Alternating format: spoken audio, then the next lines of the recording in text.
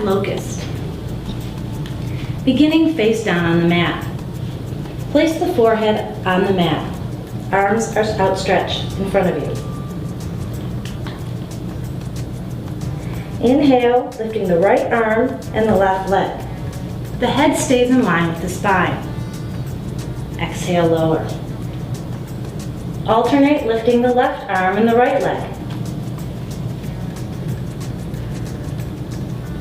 As you continue, on the inhalation, really stretch the arm and the leg in the opposite direction, getting a nice longitudinal stretch to the body. Inhale, left arm, right leg. Exhale, lower. Press the tops of the feet down on the mat as you lift, keeping the leg completely in contact with the floor, and the hips square.